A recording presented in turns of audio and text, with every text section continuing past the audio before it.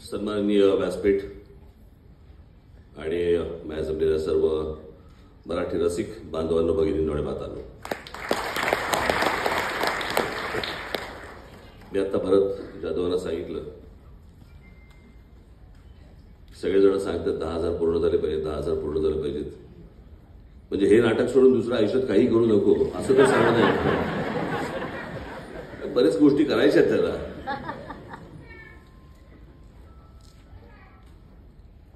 आज सकाळी एका कार्यक्रमाला गेलो होतो मी. शिल्पकार आमचे काय नाव भाऊ साठे, 7-8 लोक होते व्यासपीठावरती. आणि हे मला सहसा अनुभव येतात मला या सगळ्या गोष्टींचे. सगळेजण चांगलं बोलत असतात. म्हणजे आत्ताच्या विषयाशी संबंध नाही. हे ह्यांच्यासाठी तुम्हाला म्हणून सांगितलं, आत्ताचा काही संबंध नाही. पण हे मला दरवेळेला ऐकायला येतं पहिल्या भाषणापासून. ज्यांना पहिल्यांदा बोलवतात भाषणासाठी, आज आपण इकडे सगळेजण राजसाहेबांचं भाषण ऐकण्यासाठी इथे आलेले आहात, पण त्यांच्या आधी पहिल्यांदा हे बोलतील. त्यांचं संपलं. आम्हाला कल्पना आहे की आज आपण इकडे सगळेजण जमलेले आहात आणि आपण राजसाहेबांचं भाषण कधी सुरू होते, पण त्याच्या आधी हे बोलतील. आजच्या एकूणच विषयावरती राजसाहेब काय म्हणणार आहेत बरं का, आणि ते तुम्हाला ऐकण्यासाठी तुम्ही सगळेजण उत्सुक असाल. पण त्याच्या अगोदर हे बोलतील असं बोलून 8 लोक बोलली हो. बरं, ते काय वाईट बोलत नव्हते, चांगलं बोलत होते. पण मला दुसरीकडे माझ्या घरी ओपीडी सुरू होती माझी. खूप लोक आले होते. त्यांचं काय करू कळेना. 2 वाजता कार्यक्रम संपला. मला त्या वेळेला भरतच आठवला. 2 वाजले होते. अण्णा जेवायला द्या, अण्णा जेवायला द्या.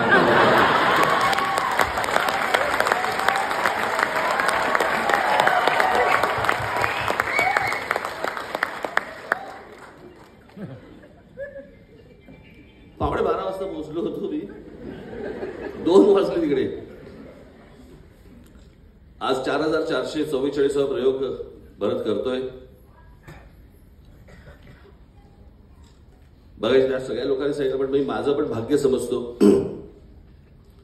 की हे सर्व या व्यासपीठावरती बसलेले माझे सगळे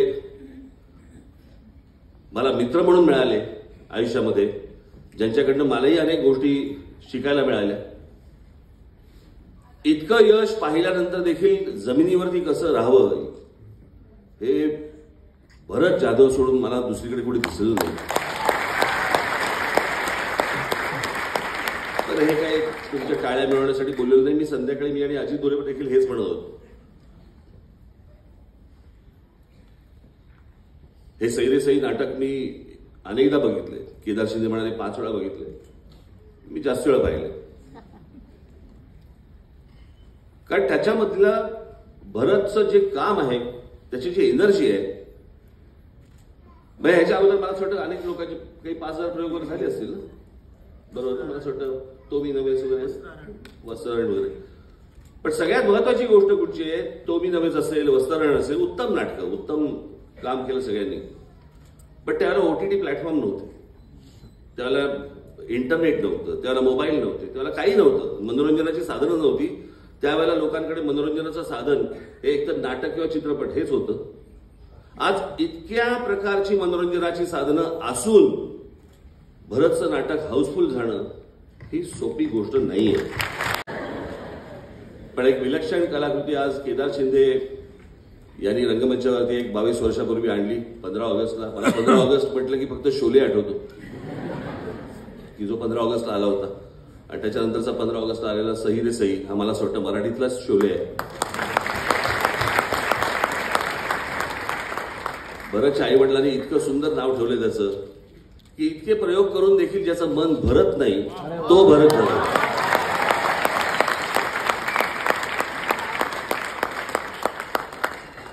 आज भरत आहे, केदार आहे, अंकुश आहे. या त्रिकुटाला किंवा त्रिशूळाला मी सर्व त्यांच्या कला विश्वाला मी मनपूर्वक शुभेच्छा देतो.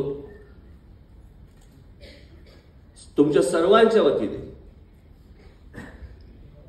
मी भरत जाधव आणि केदार शिंदे यांनी हे जे नाटक, अद्भुत नाटक जे निर्माण केलं, त्याबद्दल आपल्या सर्वांच्या वतीने मी त्या दोघांचा मी इथे सत्कार करू इच्छितो.